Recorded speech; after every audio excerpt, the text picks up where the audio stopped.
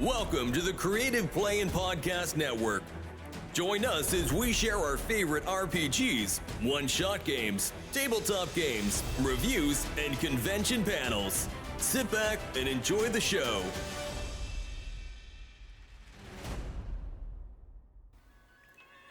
Hi, this is Kelly, aka Trixie from Ragnarok and Roll, assigned to Ragnarok Story, and Tilda Wimblewick from D&D Journey of the 5th Edition.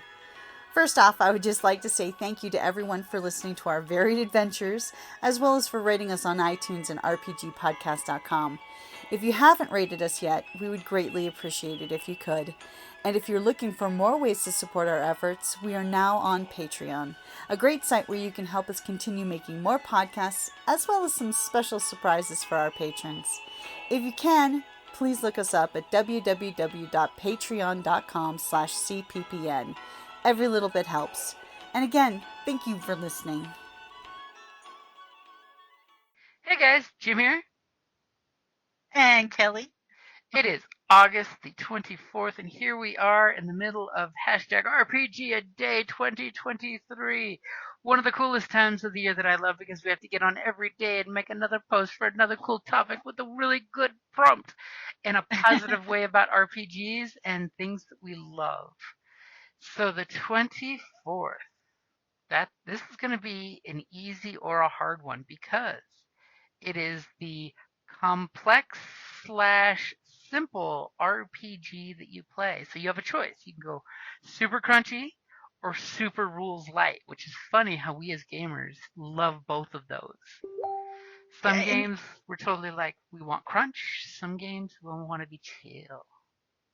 Well, and the funny thing is, I'm looking at it and like, that's why I was like, huh. I'm like, I am drawing a blank. I'm like, well, I mean, each one can be, you can make things as in-depth as you want. I mean, you can always make things more complicated. Mm-hmm. So I can totally I'm a champ at that. I will totally throw some examples out, like I was just talking with a friend the other day about this, because they're like, I don't do math. And I'm like, okay, there's RPGs that don't require math. Mm-hmm. So, like, I would totally throw out Fate is both of those. It is complex as you make it, or as simple as you make it. Because instead of stats, you have your aspects, which are a one-liner for your character. So if you can throw that one-liner into anything, you can totally make it as easy as possible to game the system, which Fate is all about. It's all about creating a narrative by playing in a meta level. I'll also throw out there's Numenera for complex, or Savage Worlds. Both of them are crunchy with the math. Crunchy, yeah.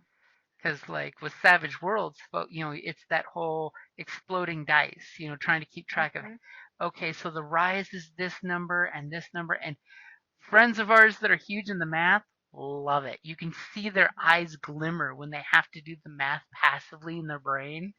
They love it, So I was an art major. See, I would throw out the most complex. Although technical, it was. Mm-hmm.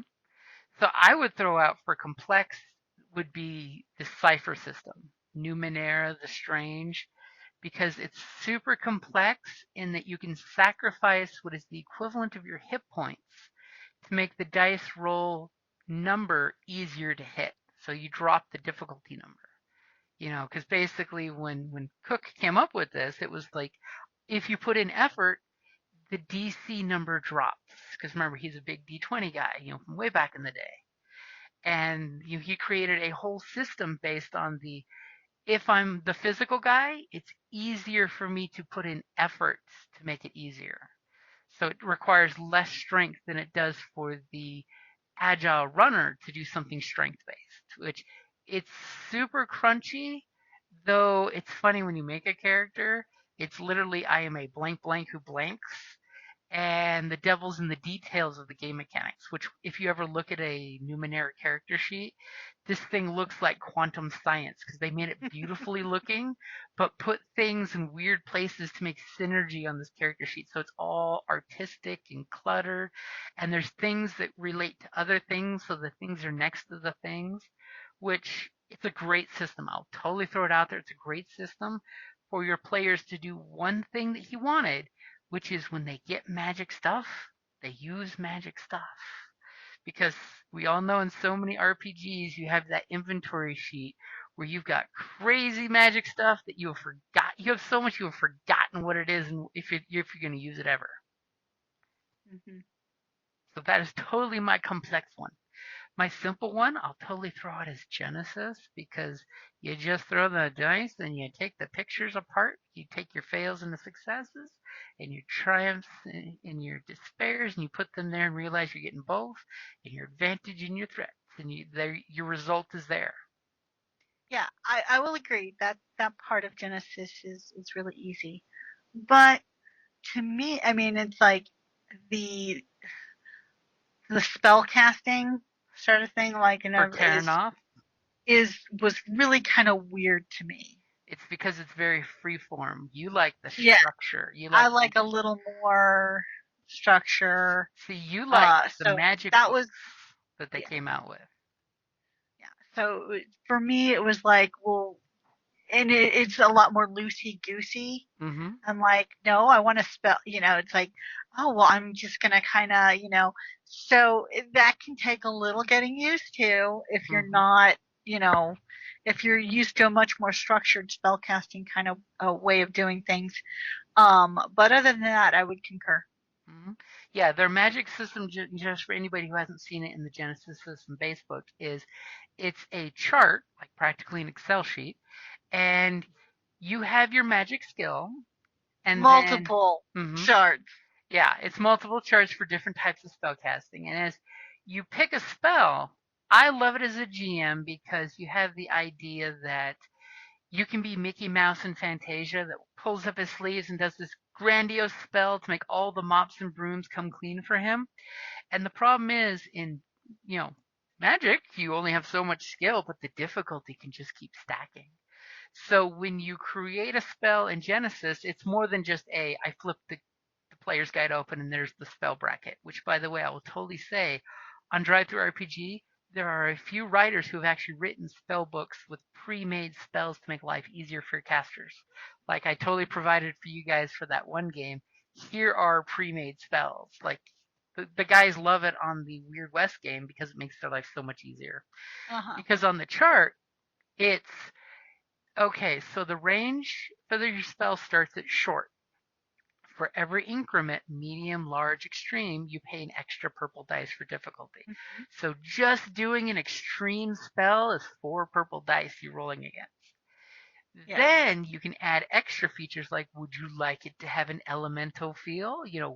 Fire burns, so it gains the burn quality for an extra purple. Or ice slows or even immobilizes for an extra purple.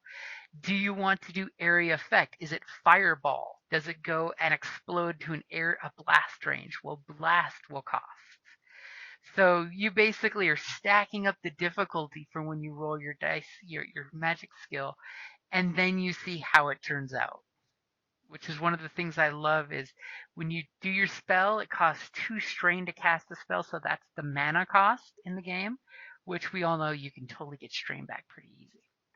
Hmm. And if it's a concentration spell, you're paying 1 strain as well as whatever else you're doing on your next turn. So you're having to actually sweat and concentrate, which is a great mechanic because, casters don't get 1, 2, 3 and you're done. As you're adventuring, you can do other things, regain your strain. Between encounters, you can roll your cool or discipline, catch a second wind, and cast again. So they're not 1, 2, 3 wizards that are stuck with their crossbow the rest of the night. But it is very complex. when you're new to that magic system, because you're just Yeah. like counting That's on your why I wanted hand to. how many dice we're rolling here, and it's like, okay, so as I usually try to tell people, it's like, okay, so what effects are you using? And while you're telling me this, I am totally on a notepad keeping track of this myself, because I'm like, okay, #1, #2, #3, #4, okay, 5 purple dice. Let's see what happens. And you totally know with Mickey Mouse and Fantasia, the GM totally flipped a story point, and despair came up, and that's what happened. Because I always use Dun, that dun, one as dun. an example. Magic gone bad. And sometimes Sorcerer's Different. magic can make things worse. I mean, one of my favorites is when you do the Conjuring School of Magic. If you want to animate a zombie or undead or summon a ghost or summon a fire elemental, when you summon one, it does not come immediately allied to you. You have to pay an extra purple for it to be friendly.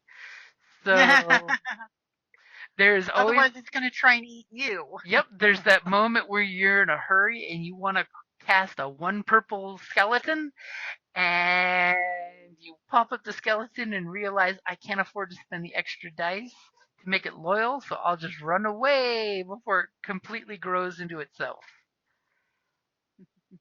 And that's why what magic can be wacky. Or see, you put the purple dice into the range to cast the zombie far away at the enemies. And of course, then it's up in the summoning of undead, like Scott's character in our Terranoth game. It was starts out 1 dice is a minion, 2 dice is a rival, and 3 dice is a nemesis. And then, of course, if you roll really good, there's extra upgrades and stuff you can do, which is cool. But that's just me going off on a really cool magic system that I really do like. And like you with your bard, it was great because you could then have the magical instrument that lets you hit 2 targets instead of 1 target automatically. Yeah, and then I could heal. Yeah, it was kind of cool, and Mm-hmm. I liked that character. That was a fun character. Super murder. Yeah, I actually made the song for because you asked us to do. We had to do like a bio, and we had to do everything. So for my bard, instead, I put my my bio into a song. And I actually sang it. Yep. It was the Fair Diddy Diddy. Because her name was Twyla Fair Diddy. Mm-hmm. But that will simply wrap up our complexity on the complex or simple RPG you play. And we totally did both, because that's the way we roll. Alrighty, guys. Have a great night. Bye! Thank you for listening to the Creative Play-In Podcast Network. If you enjoyed our show, please check out D&D Journey of the 5th Edition and Ragnarok Enroll a Scion Hero to Ragnarok Story. Also, check out our Patreon page for more content and behind-the-scenes things, as well as joining us for a one-shot game or two.